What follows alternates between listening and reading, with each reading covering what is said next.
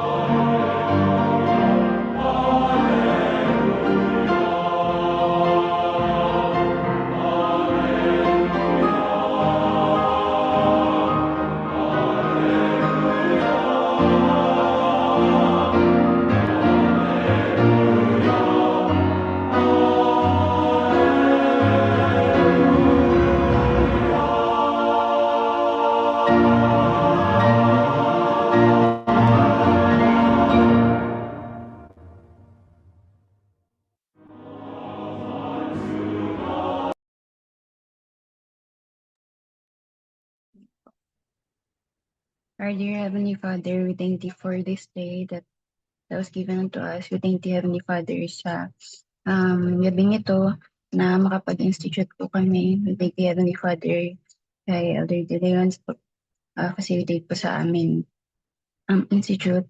And hiniling po namin, Heavenly Father, na mapasa amin yung companionship ng Holy Ghost na mag-guide po sa amin throughout this class na na siya yung magturo po sa amin ng mga dapat namin matutunan. And ang mga gusto niya pong batid sa amin. And hiniling din po namin, Heavenly Father, na basbasan niyo po ang bawat isa sa amin to receive personal revelations that will help us throughout our week din po. And kayo na pang bahala sa amin, Heavenly Father. And please bless those people as well, yung mga klase po namin na abot po sila and maka-attend din po sila ng Institute today. And this we pray po in the name of Jesus Christ. Amen. Amen. Ayan. Narinig niyo ba ako? Yes po. Okay. Yeah, di ko kasi kabisado yung aking internet connection dito sa hotel, kaya tinatanong ko kayo. So, kaya gusto ko lang to check whether naririnig niyo ako. Okay. So, konting reminders lang. Second to the last meeting na natin. So, if you are taking this for credit, taking this institute class for credit, I would encourage you to mark your readings sa My Institute. Go to your My Institute, then click nyo yung course natin and then yung readings natin. So, kailangan updated yung readings nyo. Okay? And then, yung Elevate Learning Experience niyo, whether essay or essay or project, or ang tingin ko naman yung isa sa inyo, essay, tsaka may isa, journal. There are questions kung paano niyo sasagutin yon. So, nasa week 14 module yon. So, you just need to submit that by next week. Or as early as now, pwede nyo na i-submit. So, yon. So, yung attendance nyo naman, so nakikita ko naman, si Laika Inio, okay naman ang attendance. Si Kyra, hindi ko pa na-check kung gaano karami yung attendance. So, check mo na lang sa, Kyra, check mo na lang sa sa My Institute whether nasa 75% ka na, or kung kulang pa, you might want to message me. Okay? Okay po. Ayan. So, 3 lang tayo ngayon. Ay, 4 pala tayo. Nandiyan ba si Neo? Hello, Neo. Nandiyan ka ba? Yes po. Ayan. So, 4 lang tayo. So, grabe, dami natin nung umpisa. No? Ngayon, 4 na lang tayo natitira. Anyways. Week 13 na tayo. Natutuwa ako matatapos yun na yung book ni Elder Anderson. No? Tama ba? Natatapos yun na. So, nasa na tayo. Konting-konti na lang. Parang next week, uubusin na lang natin yung natitirang chapters. So, ngayon, week 13 tayo. So, ang pag-uusapan natin yung role ng Savior, ang ating priesthood leaders, and the Holy Ghost in forgiveness.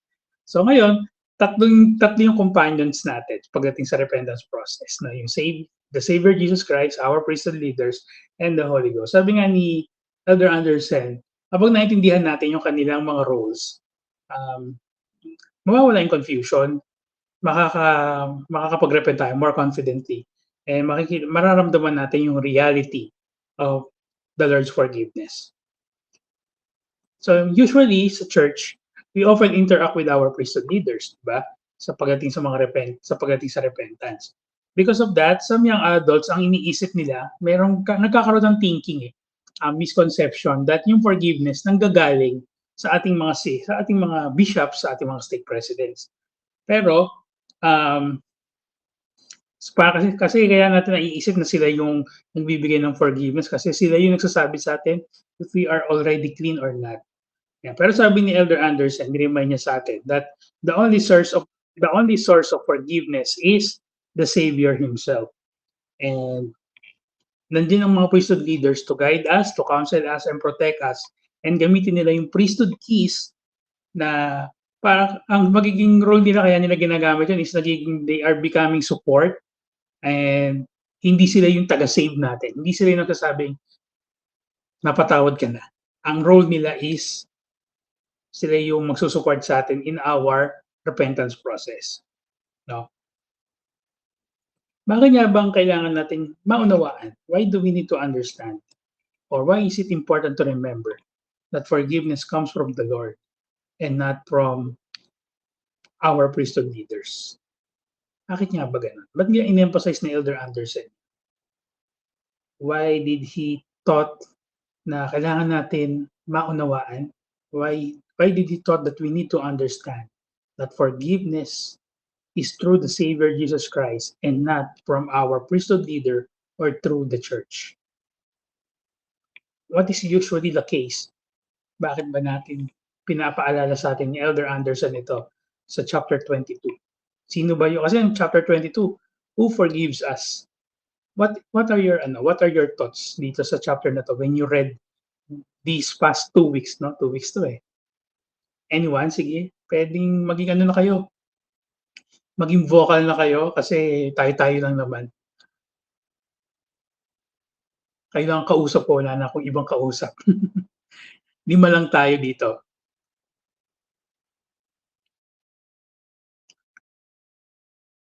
Why is it important to remember that that forgiveness comes from the Lord and not from His priesthood leaders? Ano ba ang nangyayari?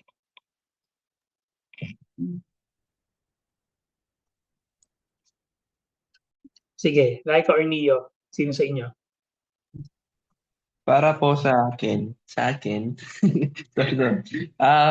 Ano, kasi si Heavenly Father yung naggawa ng law na yun. And siya yung naggawa ng mga commandments na dapat natin sundin kung di natin nagawa yun. So, kasala tayo sa kanya, di ba?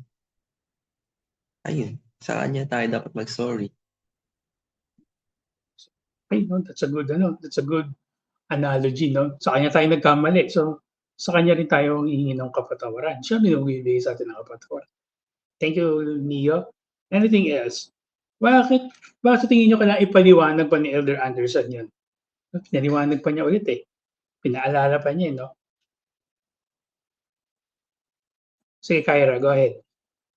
Sige po. I remember in sa mission, we always read about the missionary standards, and it always says there that your mission president is the common judge in the mission. So, likewise, when we go back to our homewards, like the bishop or like yung mga leaders sa stake is the common judge for our situation. And yung reminder po sa chapter na to na kay Heavenly Father tayo nagsasorry dun sa mga mistake na ginawa natin. But it doesn't mean na like through the leaders is like sa kanila tayo nagsasorry, but through them there are the instruments of the Lord being used for us to feel His love, not His punishment. Ayun po. Thank you, Kyra. No? I love yung sinabi mo tungkol sa ano, no? They are the common judge or spiritual judge yung ginamit na term, no? Kasi some young adults, subconsciously, they feel na kapag sinabi natin common judge or spiritual judge, kung yung judge na yung nagde-determine ng ating destiny. No? So si Elder Anderson, he clarified, no, na yung common judge becomes a witness to our repentance. Hindi siya yung nagdi-dispense ng forgiveness, no? Hindi siya yung parang vending machine na kapag naghulog ka ng coin or ng bill, lalabas na yung in-order mong forgiveness. Hindi ganun, no? Thank you, Kyra. And siguro i-add ko rin, no, yung forgiveness is not an interview outcome. Kasi usually, di ba, kapag nagsisisi tayo, and when we need the support from the bishop or from our priesthood leaders, we tend to think na we are receiving forgiveness through the interview. But forgiveness comes because after the interview, no, it is a spiritual transformation that happens outside the bishop's office. So, kailangan ilipat natin yung mindset natin. Let us shape our mindset that yung repentance hindi siya evaluation eh. It starts feeling like a meeting with the Master, with the Savior Jesus Christ when we repent. Minsan, nakakalungkot lang, no? Minsan, di ba, sa totoo lang, kapag humingi tayo ng forgiveness, no? Our prison leaders will temporarily restrict some church privileges. Alam niyo naman yun. Merong nire-restrict ng mga church privileges. And minsan, nakakahiya. Can feel embarrassing or discouraging. Sabi ni Elder Anderson, he explained na hindi siya punishment, but it is a spiritual protection and guided healing. No? Para bang, alam niyo yung it's a time out. No? The Lord is giving us time to rebuild spiritually in a safe and structured way. Yan. Bakit ba minsan yung mga restriction na to sa ating mga church privileges becomes a blessing? Ito naririnig natin to. I think you have witnessed this, some of your friends or from the stories of other people na nagiging blessing sa kanila yung temporary restriction. Bakit ba? Ano ba ang purpose ng church restriction sa ating mga privileges sa simbahan? For example, yung pagpapartake ng sacrament. There are some also restrictions na hindi pwedeng humawak ng calling. Meron ding ibang restrictions like hindi ka pwedeng mag-offer ng prayer in church or hindi ka rin pwedeng mag-serve in a calling. Para saan ba tong mga restrictions na to? And how does it help in the repentance process? Sige, like kay Neo.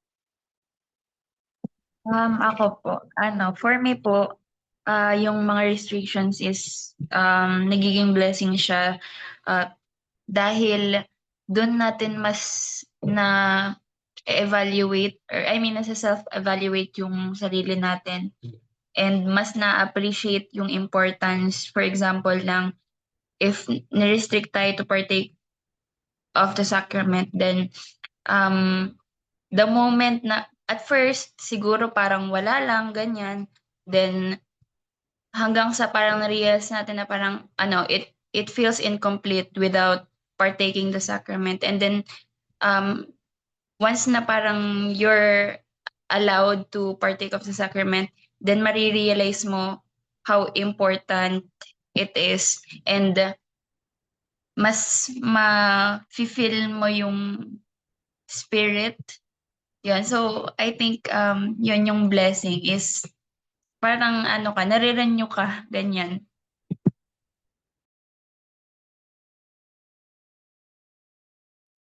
Thank you, Laika. O meron mo gustong mag-add or something to add sa sinabi ni Laika or anything that you would like to clarify or to say din? Sige, Kyra, go ahead.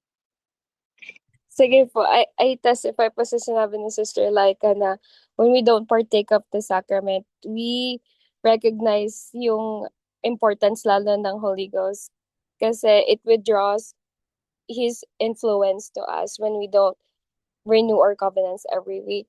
And doon mas na-realize natin na we did something wrong. Doon pumapasok lahat yung reflection, yung remorse natin, and we don't want that feeling. And then mas nag-grow yung understanding natin about the atonement, how it is really important for us that we remember Jesus Christ when we had a setback or when we fail in this life. It's never too late, and that's why the atonement is there for us to get back on our feet and show how can we be pure again, how we can be worthy and complete once we are under probation, and then by that we can feel the influence of the Holy Ghost again, and we can finally feel joy. And that's something that is so like for me, when I experience, I don't feel the Holy Ghost, I feel like sad for sure, but when I know that the Holy Ghost is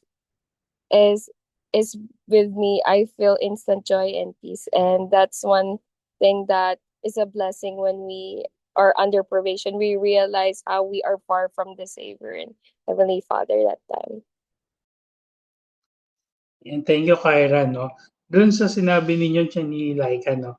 I see that kapag when may mga restrictions na sineset sa atin, it becomes a protection from us, no? From emotional and spiritual harm. And it prevents us from pretending we're okay. No? Minsan kasi kapag diba, voluntary naman ang partake ng sacrament eh. So it just means that we are not pretending that we are okay when we are not. So when we do not partake of the sacrament, we are accepting that and we become humble. No, it gives space to binibigyan natin yung ating spirit to heal and magkaroon tayo ng spiritual refocus. Anything else that you would like to add? Meron pa ba kayong gustong i-add before I give my final word dito sa mga restrictions na to?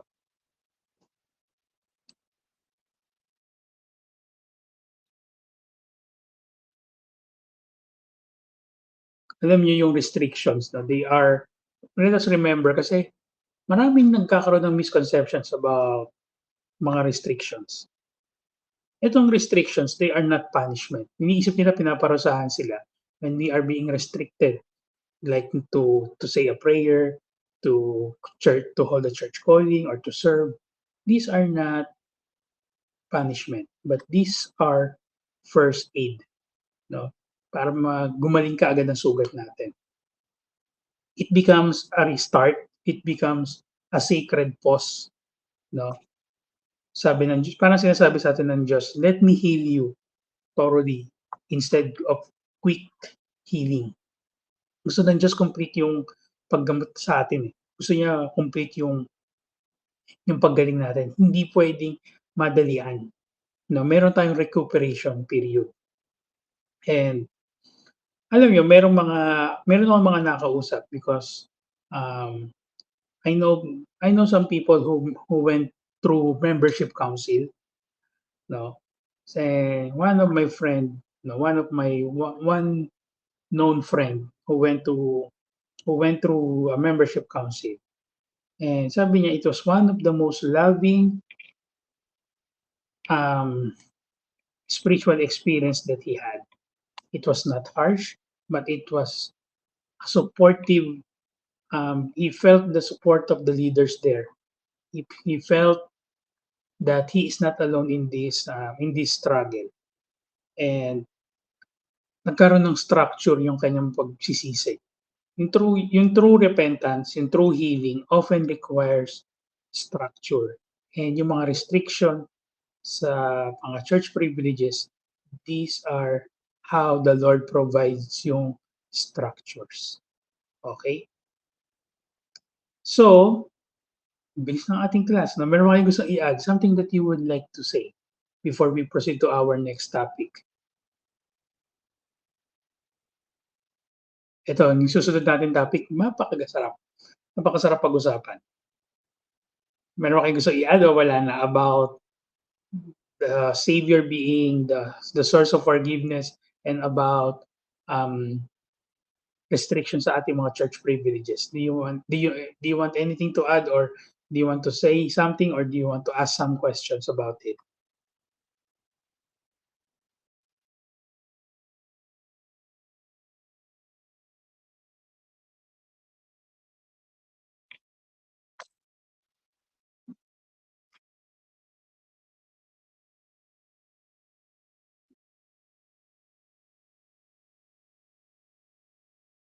Wala na?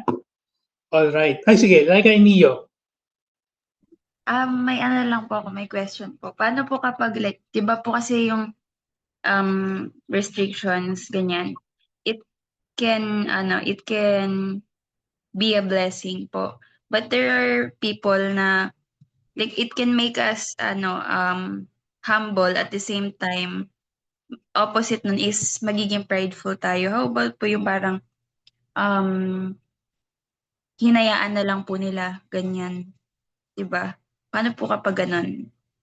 Like inano sila to do something like this na parang you're not allowed to do this and that, then Hindi na na-follow up. hindi na nila like finalo ganun. Like parang Repent. dahil hindi nila nakaya. Parang ganun yung repent. Hindi na kaya.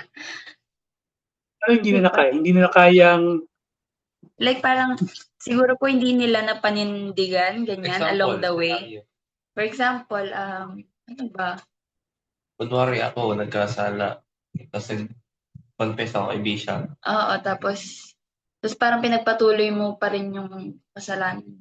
Oh, tapos. Like paano yun? Tapos parang hindi ka na like, kunwari, hindi ka partake ng sacrament. Tapos ang ginawa mo, di ka na lang nagsimba. Okay. Yun yung question. yun.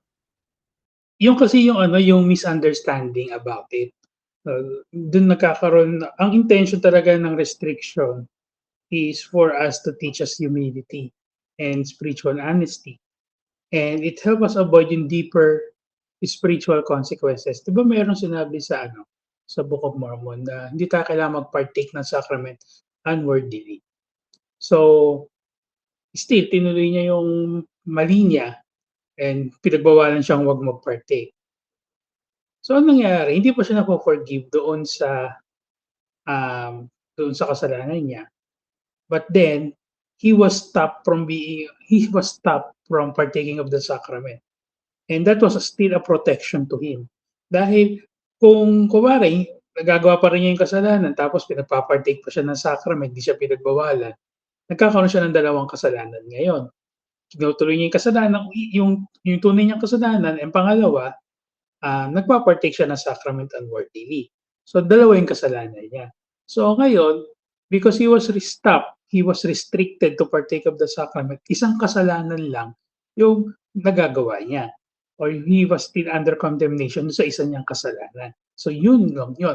Nagkaroon siya ng spiritual protection and he was protected not to commit another sin.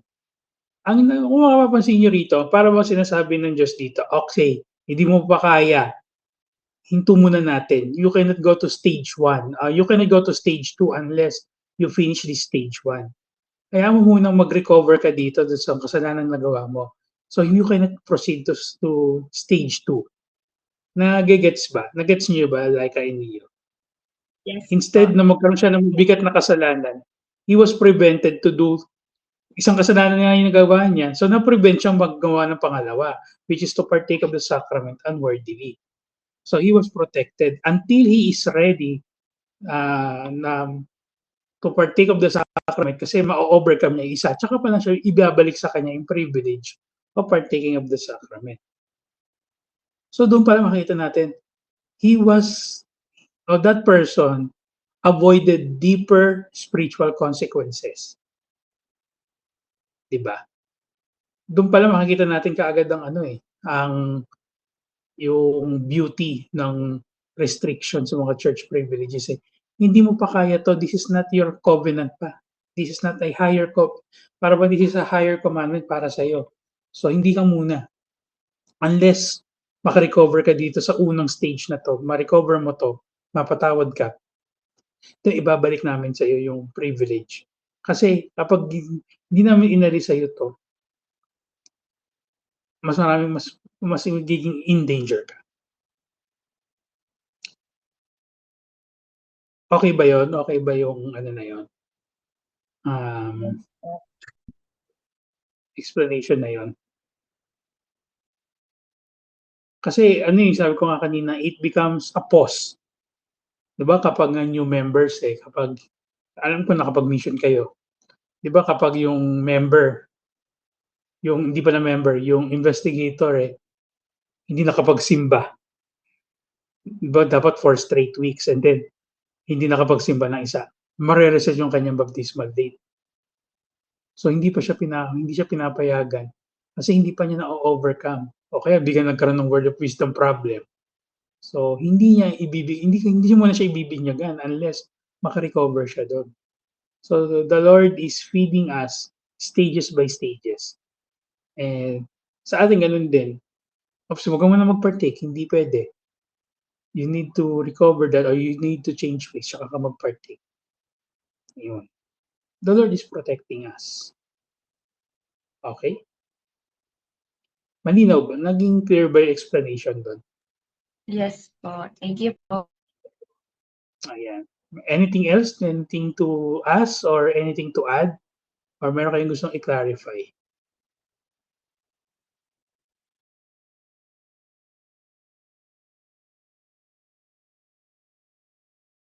Wala na. All right. Meron ako rito yung chapter 23, ito yung matinding tanong. Di ba na-title ng chapter 23? How do I know? Ito yung parang nag-lingering question dun Paano mo malalaman na ikaw ay napatawad na talaga? How do I know if I've actually been forgiven? That is the question of every member or every person.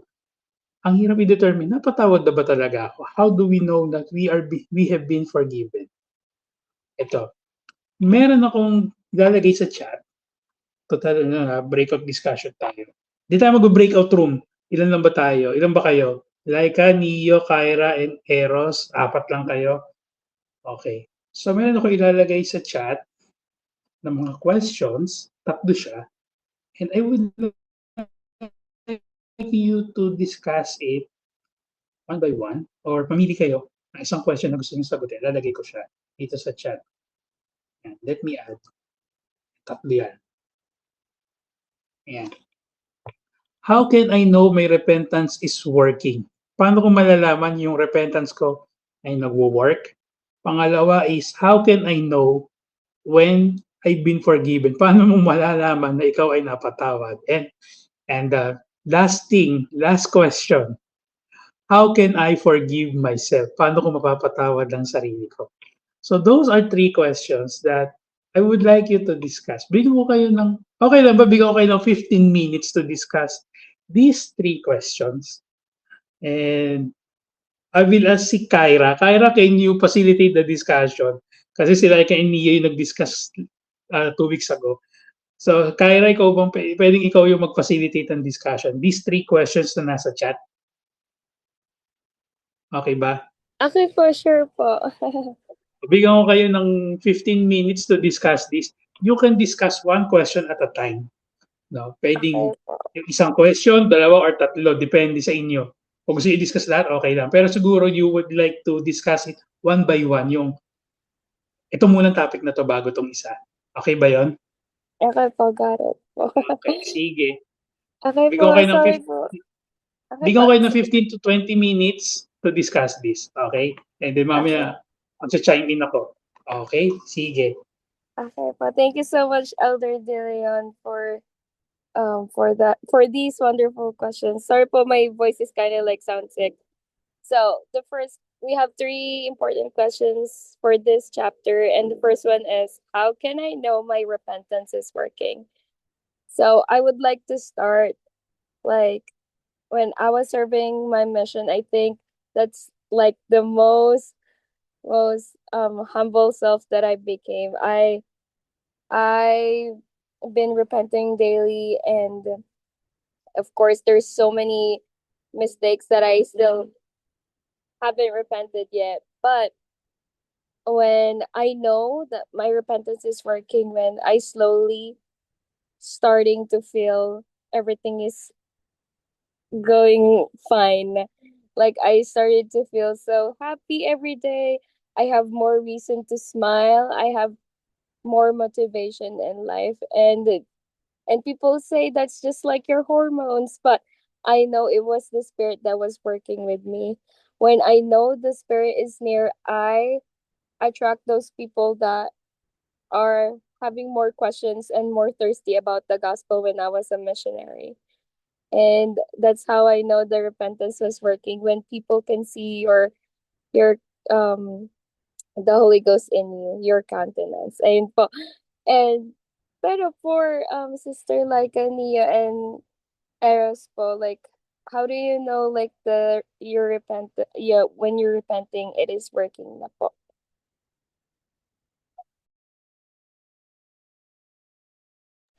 Can Sister Laika and Neo and Eros share po about their insights dun sa first question?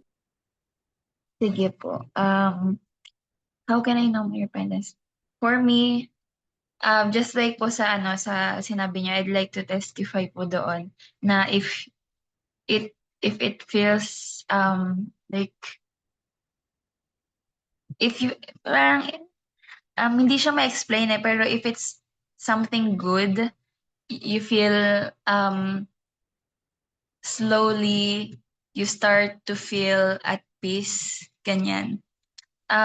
Share ko lang din last time sa work, may ginawa ko hindi ko alam kung like totally malaki siyang but it was because of the influence of my workmate. And then I just realized after 2 weeks, 1 week or 2 weeks, that what I did is hindi maganda. And then I started to to pray continuously na parang um i-forgive ako ganyan na walang mangyaring masama ganyan sa work and all. And then sobrang sobrang nakaka-bother, to the point na may pasok pa kami that night pero hindi ako talaga totally nakatulog kakaisip sa pinaggagawa ko. And then na-realize ko na bakit ko ba kasi ginawa yung bagay na yon na possible mag-cause sa sa ikakawala ng job ko ganyan. Bakit ko pa sinunod to and all, bakit parang sobrang uto-uto ko naman. Parang gano'n. And then sobrang talaga ako sobrang nag-pray ako continually na parang i-forgive ako and then I won't do things na magka-cause ng trouble ganyan. And then hanggang sa parang sinabi ko sa Diyos na please forgive me and na kung ano man po yung mangyari, thy will be done and please just give me peace of mind. Ganon. And then slowly, akala ko it's because of hormones lang din, ganyan. Kaya ako sobrang dramatic and everything. But hindi. Pero yan, after a couple of days and siguro umabot ng weeks din na parang I started to feel peace every day and nakaka-focus na ako ganyan sa work. And ayun, siguro yun, feeling ko, ayun, I think malalaman mo na nag-work yung repentance if you're doing good things. Whatever that you're doing na maganda, then if you feel at peace. So ayun, for me. Ikaw ba, Lab? Gusto ko i-share sa pinakaunang question. And sabi doon, how can I know my repentance is working? Naalala ko dito yung kwento ni Alma the Younger. Mm. Yung time na nagrebelde siya parang may plan siya na pabagsakin yung church. Then, may nagpakita sa kanya na angel. Then, naging bedridden siya for 3 days. Sa 3 days na yun, is na-feel niya yung remorse, yung pinaka downside ng buhay niya. Then, feeling ko, ayun, na nag-work ka repentance is napapa-feel sa atin yung mga ginawa sa atin, ginawa natin na mali, na kailangan itama. So, ayun, then gusto ko lang din i-add na nag-work ka repentance once we still knew na yung ginawa natin is wrong. And repentance, hindi pa siya nag-i-start kapag we still doing that, we still ginagawa yung mga maling bagay. Ayun, sa pangalang question naman, how can I know when I have been forgiven? Para sa akin, malalaman ko kung forgiven na ako is makaka-feel ako ng great abundance ng Holy Ghost, ng mas malakas yung pakiramdam, ganun, yung pagpaparamdam ng Holy Ghost sa akin. Then, I know sa sarili ko na mas organized, kumbaga, yung daily lives natin. Parang walang confusion, walang something nagbabother sa atin. Like, everything is gonna be fine, ganun. Like, ikaw yung shining light ng mga tao, ganun feeling na ikaw yung pinagmumula ng positivity. So, para sa akin, yun yung sign of forgiveness. And, siguro yung pinaka-last question is mahirap. How can I forgive myself? So, minsan talaga, dumadating tayo sa point na naaalala natin yung mga kasalanan natin. Then, sobrang mahirap i-explain ito kasi sobrang maano to eh, Sensitive. sensitive tong Depende sa nagawa question mo. na to eh. Pero, naalala ko yung sinabi ni Elder Holland na when you remember your sin, you still not forgiving yourself. Ganun. Hindi pala. Wait lang. Sige. Nag-i-scramble yung utak ko eh. Ah. Basta yun yung thought. Na kapag inaalala mo yung kasalanan mo, hindi ka pa nakakapag-start mag-repent. Ganun. Ganun. Basta yun yung thought. Pero, For you. para sa akin. Parang kapag like naalala mo siya everyday, parang what if traumatized, ganun. Oo nga eh, hindi iniisip ko. Pero ayun, sobrang sensitive yung question na pinaka-last. Pero how can I forgive myself? Siguro mas maganda move on. And it will pass. Ganun. It takes time. Ganun. Totoo, it takes time. Pero yun lang sa amin. Ayan, thank you so much, Sister Laika and Neo po. Si Eros po, may gusto po bang idagdag po dun sa questions? Kung kaya lang po. Ayun. Gusto ko yung sinabi ni... sige po. And sige, basahin po natin yung sinabi ni Eros po na for me, malalaman po ninyo na nagwo-work ang repentance niya siguro kapag nagbago na po talaga ang actions niya. Hindi lang po words. Halimbawa po dati may ginagawa kayong mali pero ngayon sinusubukan niya na po talagang iwasan yon. Kahit hindi po kayo perfect, makikita po na may effort na kayo na maging better. Ayun. Thank you so much po sa shinare niyo po. Gusto ko yung sinabi din ni Brother Nia na katulad po nila Alma po noon na yung mga prophets and characters sa Book of Mormon, they didn't start as perfect, as good people. Some of them are, pero the Lord see their potential, and their potential is they made sure that they are that person na nakikita ng Diyos. And because of that, they were highly favored ng Diyos na makikita natin when we repent is makararamdaman natin yung instant peace na nararamdaman natin kapag pupunta tayo ng temple, ng church. And katulad ng sinabi ni Brother Neo na the light of Christ, yun, makikita yun ng lahat when you are their source of happiness. You are their source of like positivity around this. Kasi you are being influenced by the Holy Ghost, and because of that, mas it will lead us to do more good works and service sa mga tao around us katulad ng sinabi ni Sister Laika. Ayun lang po, Elder De Leon. Ayun. Thank you so much po. Ang dami ko pong natutunan sa inyo, Sister Laika and Neo po. Na gusto ko rin yung sinabi niyo pong quote na meron din po akong sinend sa may group chat noon. Favorite ko po yan kasi sinasabi po doon na yung sinabi ni Elder Dieter Uchtdorf na Satan is a liar, that he will try to think that we are bad people because we can remember our sins.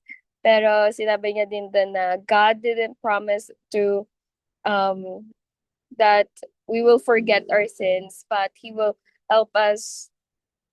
Ano ba yun? Basta hindi ko din ma-wording, but He will help us to help us not to remember those pain anymore. And gusto ko din na yung last question na how can I forgive myself? Siguro, like, when we don't feel the guilt na, and we start having the confidence again. Kasi when we sin, we are so embarrassed. But when we start to feel the repentance is working, we become more confident. We we show up to people more, and we just don't start stand in the corner. And I really love that. When sa mission, na alam mo kapag pasaway missionary, kapag like hindi confident sa sagot ng mission president, but when you see those missionaries repent, they just everything they say po is napakaganda. Sige po, Sister Laika and Neo. Gusto ko ngayon, no, i-save yung sarili ko kanina about kay Elder Holland. And gusto ko i-share yung kaninang gusto ko i-share dapat na nasa utak ko. Sabi niya dito, forgiveness is not a matter of memory. If you didn't remember, you might be foolish enough to do it again. But if you have repented, you won't be harrowed up. So don't beat yourself up if you don't forget what you did. Thank heavens the Lord forgets it. Meaning, it's normal sa atin na remember natin yung past sins. And remembering can actually help you avoid repeating the same mistake. And ayun, if we truly repented, we should not keep punishing ourselves with guilt. And always remember na Heavenly Father, forget remember them no more. Yun. Gusto ko lang i-save yung sarili ko. Ayun, thank you so much po. Naalala ko din po yung share niya na when we remember our sins, parang, tas nagigilty pa tayo, parang we didn't do our part to repent more properly.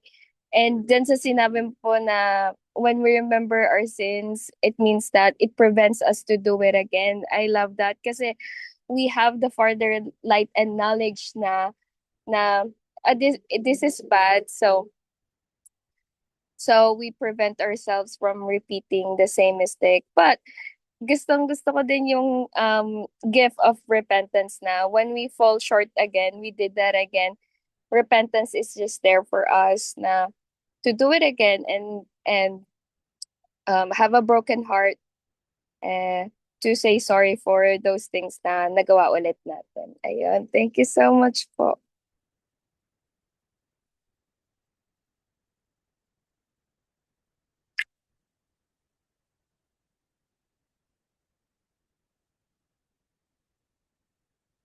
And siguro po, dahil wala pa po si Elder Dylan, gusto ko din i-share yung one thing na grabe talaga. Like, I think everyone has experience na mag-repent talaga din ng sobra during mission. And while there was this sin na before the mission is like parang dala-dala ko pa rin siya even though na nag-undergone na ako sa process of repentance is parang andun pa din siya. And then one time, I really have a conversation. I inquire of the Lord talaga. Like, I was reading the Book of Mormon. I was attending church. I was serving God's children, and I was preaching the gospel. And I was like, I'm doing everything right. Pero I think there's something wrong pa din. Why the repentance is not working on me? Bakit sa akin lang? Parang ganon yung thought. And then one time, I really read the part nga na like Enos, ayan, he prayed in the morning until nighttime, and then he really asked God for forgiveness. And then sabi ko magmamalainos nga ako mamayang gabi pagkatapos ng proselyting hours, ayan. Tapos nighttime na ganyan and lights out na. I've been inquiring of the Lord talaga, and after nun, sometimes yung answer hindi siya 'di ba immediate, pero while I was like about to lights off na kasi nun. Nakahiga lang ako and I've been pondering. Yun, doon na pumapasok yung parang super important talaga yung pondering when we are repenting. So, yung sometimes people will think you're overthinking or paranoid ka lang. But like the church love to put it this way na pondering. So, mas gusto ko yung word na yun instead of overthinking and paranoid. So, when I was pondering, I think like I don't know, pero parang when I was like pondering, I think I saw like the Lord was crying with me. And doon ko napatunayan na the Lord is not happy when you're in pain. Kasi syempre, like sometimes we think that God is in heavens. He is having the best time of his life. But in fact, when we are in pain, he is in pain also. And doon ko napatunayan na how sincere we are in the ordinances and covenants that we are making in this earth. That's how serious he is as well. And ayun lang. So when we are happy, God's is Heavenly Father is happy. When we are sad, he is sad as well. Ayan.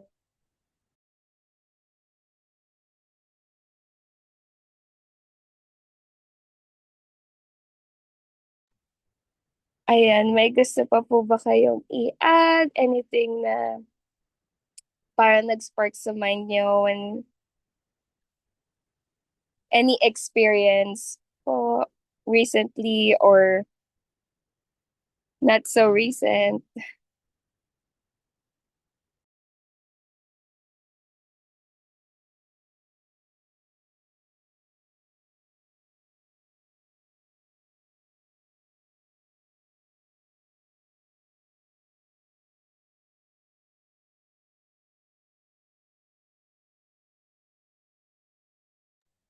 Ayun. So, kung wala naman po, parang okay na po siguro, like, Elder De Leon.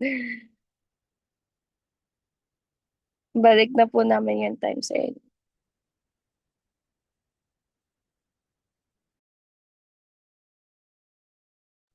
Nakamute po kay Elder De Leon. Kanina pa ako dito, di mo na kumaalis, nakikinig lang ako eh. Alright. Kala ni Kyra, wala ako eh. Kaya tinuloy lang eh. Anyways, okay yun. Okay yung discussion nyo. Okay, let me add my perspective, no? Mga thoughts ko lang. How can I know my repentance is working? You can feel that eh. You can feel more hope. And you feel like yung temptation has lost some of its pull. And you feel closer to the Lord. And yung prayer mo naging mas real, naging mas naging totoo. And yung mga subtle nudges from the Holy Ghost, nararamdaman mo. So that is how you can know that your repentance is working. Repentance kasi it is often quiet. No? Hindi maingay ang repentance. Tahimik lang yan. Yung growth is invisible. Pero kapag natapos na yan, napatawag ka na, it will now become obvious. And let us remember that heaven celebrates progress. Hindi naman perfection ang hinihingi niya. No, the Lord does not require perfection, but progress. You may not feel that you are, minsan nararamdaman natin parang hindi naman tayo nagbabago. But God sees every step of the way. He sees yung ating improvements. And don't be too harsh on yourself if you feel like hindi nyo nakikita yung growth natin. Subtle ang growth natin eh. Madalas hindi natin nakikita to. Pero kapag nakita nyo yung mga small step, yung mga where was I a week ago, a year ago, or months ago, you will see the difference. How can I know you have been forgiven? Ito, ang isa ko nakikita rito is, hindi ka na anxious, wala na yung anxiety. Anxiety was replaced by peace. And then you will feel the Spirit more regularly. And hindi ka na na-obsess sa pagkakamali mo. Kasi di ba some people do not get over with their mistakes. And then you feel a desire to do good, to do better. And yung puso mo, it feels lighter. O matatawa ka, Kyra. Haha ka dyan ha. Yun ang ano. Minsan kasi iniisip kasi natin yung pagkakamali natin eh. Na-obsess tayo eh. Obsess tayo doon sa pagkakamali natin. Na nagiging OC na tayo, nagiging obsessive compulsive na tayo. Kapag nagkamali tayo, naku, ito na naman ako. And kapag hindi mo na nakakaramdam noon, you know you have been forgiven. Mukhang may nakaka-relate, no? Pero tandaan nyo, yung forgiveness, hindi yan dramatic. No? Hindi yan dramatic event. No? Huwag kayo magpaka-inos na ginay. You know? Huwag nyo asahan yung inos-like experience. Matagal yan. No? The fruit of the Spirit is subtle. Kung hindi nyo maranasan yung ala Inos, ala Alma, the younger experience, Hindi ibig sabihin nun, hindi kayo napatawad. Hindi pa kayo napapatawad. Hindi ganon. It comes the same way na kapag sumisikat yung araw in the morning, it is soft, steady, and quietly illuminating the skyline in the morning. That is how repentance work, yung forgiveness works. Hindi siya yung pag pinindot mo yung switch ng ilaw, biglang maliwanag na. Yun yung Enos light, yun yung Alma the Younger experience. Pero, more often than not, it happens like the sunrise. Slowly, softly, steady, quietly. At minsan, ang nakakapansin pa, ibang tao. We do not notice it for ourselves. Sometimes, people around us is the first one who will notice the change. Okay. Ito ang pinakamahirap ng tanong. How can you forgive yourself? Minsan kasi ayaw natin tanggapin yung pagpapatawad ni Jesus Christ sa atin. Minsan nag-hold on tayo sa guilt. Minsan, para tayong sirang plaka, nire-replay natin yung sin sa isip natin. Paulit-ulit. Binura na ng Lord yun. Tayo naman, ang Lord nilagay na sa recycle bin. Dinilit na. Tayo naman, nire-recover pa natin. Hilig natin mag-recover. No? Allow healing rather than punishment. Tandaan natin, yung self-forgiveness is not something that we create. It is something that we accept. Hindi tayo nagkikreate ng forgiveness. We accept Christ's forgiveness. Kapag nire-replay mo pa yung kasalanan pinatawad na sa'yo, you are like continuing to punish yourself after Jesus Christ forgave you. Sabi ng Diyos, pinatawad na kita, pero ikaw, replay ka pa ng replay. Para mo sinasabi mo, mas mataas ang standard mo sa Diyos. Ganun ang nangyayari dun eh. Mas mataas ang standard mo sa Diyos eh. Para mas sinabi mo, ang Diyos 50% lang ang level ng pagpapatawad, pero ako level 80. Para bang we are saying, my standards are higher than the Savior. So kapag sinabi na ng Diyos na napatawad ka, be satisfied, wag mo nang i-replay. Magpakumbaba ka na. Nagiging prideful tayo eh. No? And let Jesus' mercy replace your self-criticism. Minsan kasi we are hard on ourselves. Mas mataas ang standard pa natin sa Diyos eh. Minsan mas matindi pa tayo sa sarili natin. We are just hard on ourselves. Sometimes we require perfection rather than progression. Yun yung nangyayari sa atin. So brothers and sisters, no, I would like to challenge you. I would like you to choose one small daily action today, starting this week, to invite the Spirit more fully para maramdaman mo napatawad ka na. You can sincerely pray. You can have 5 minutes of scripture study. Or magkaroon ka ng moment of honest self-reflection. Better yet, ito mas gusto ko, an act of kindness. Be more kind to other people. Kasi minsan we are hard on ourselves. So baka mamaya kapag nagpakabait tayo sa ibang tao, nagpakabuti tayo sa ibang tao, mas maramdaman natin na pinatawad na tayo ng Diyos. So these moments can help us feel the Lord's personal assurance na pinapagaling niya tayo, that He is healing us, He is forgiving us, and He is cleansing us. Brothers and sisters, forgive yourself. Don't be too hard on yourself. Because the atonement of Jesus Christ has already paid for it. You do not need to suffer from self-guilt. Ay, inako na ng Diyos yung kasalanan niya. Yung kasalanan natin, inako na niya in the cross. And He did most of the job. We just need to accept the divine gift of forgiveness. This I say in the name of Jesus Christ. Amen. Thank you, brothers and sisters, for attending our Institute gathering. And I hope that you have felt the moment of clarity and that you have heard the voice of the Lord saying, "You're coming home. Keep going." Ayan. Yun ang gusto kong look at that the atonement of Jesus Christ is actively working in your life.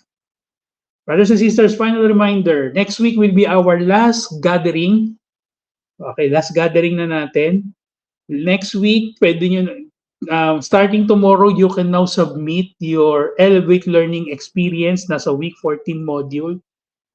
Nasa week 14 module yon. Yung iba nakapag-submit na. I appreciate that. Finish all your backlogs. Yung week 1 to 14, finish nyo yun. Kailangan matapos natin lahat yon. Participate in the discussion board and everything. Tambakan nyo na ako ng gagawin. Ayan, tinatambakan nyo na nga ako dahil ko nang gigradean. And then, check also your attendance sa My Institute. See to it na aabot ng 75%. No? Kapag hindi aabot ng 75%, message me. Okay? Kasi kailangan nyo, if you are taking this course for Institute Credit, kailangan 75% attendance, complete yung module, yung lahat ng ating discussion na sagutan ninyo, nakapag-contribute kayo, and nakapag-submit kayo ng Elevate Learning Experience for week number 14. So week 14 yun eh. Yun ang last module. Yun. And ang submission yan, kailan ba tayo? Kailan ba tayo matatapos? April 11. April 18 ang last day natin. So, hanggang April 25 to April 30, kaya nyo pang habulin yan. At the end of April 30, kaya pa. At the end of April, kaya nyo pa habulin lahat. So, check your attendance. Kung aabot sa 75%, check your module. Kung meron pa kayong na-miss out, sagutan nyo na. And yung week 14 module, yung Elevate Learning Experience, submit nyo lang. You don't have to submit yung iba pang quizzes sa Elevate Learning kasi mga reminders lang yun eh. Pero yung mahalaga yung last part, yung week 14, maisubmit nyo. Okay? Thank you, brothers and sisters. Thank you for the last 14 weeks. 14 weeks kasi last week tayo eh. Naka-Black Saturday tayo, wala tayong meeting. Pero next week, meron pa tayong isa. One last meeting, week 14, our finale. Okay? Kanina, si Laika ang nag-opening prayer. Sino gusto mag-closing prayer tonight? Who would like to close the meet? Who would like to say the closing prayer?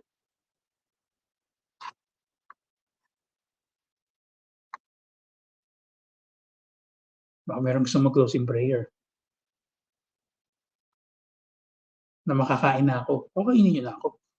Sige po, ako po, Elder De Leon. Sige, thank you, Kyra. Thank you. And then after ng closing prayer, mag-picture tayo, okay? Open Sige yung po. camera nyo later. Sige po. Our dear, most gracious, loving Heavenly Father, we're so grateful for this night. We're so grateful that we understand the principle of repentance once more. We're so grateful for everyone's wisdom. We're so grateful that you've been celebrating our progress every time we repent daily. We're so grateful, Father, that we understand how to be kind to ourselves once we repent. And we're so grateful that we're able to have the desire to sustain our leaders to undergo the process of repentance for ourselves. We're so grateful, Father, that we understand how essential for us to humble ourselves. We're so grateful, Father, that we have Elder De Leon that's been sharing his wisdom. And this time, Father, we ask you to please bless that we'll be able to continue our discipleship all together. We're so grateful, Father, that we are persevering to become like Jesus Christ. Please help us, Father, as we nearing our end of this institute class, that we'll be able to acquire the divine gift of repentance, that we'll be able to be the light unto others. And please help us that we'll be able to watch the general conference tomorrow. And please bless President Oaks and all the general authorities of the church that is continuing to guide us. Please help us to be thy peacemakers in this time, and please help us to be the examples of the believers. We love you so much, Heavenly Father, and help us to continue to celebrate our progress. And all these things we pray in the name of Jesus Christ. Amen. Amen.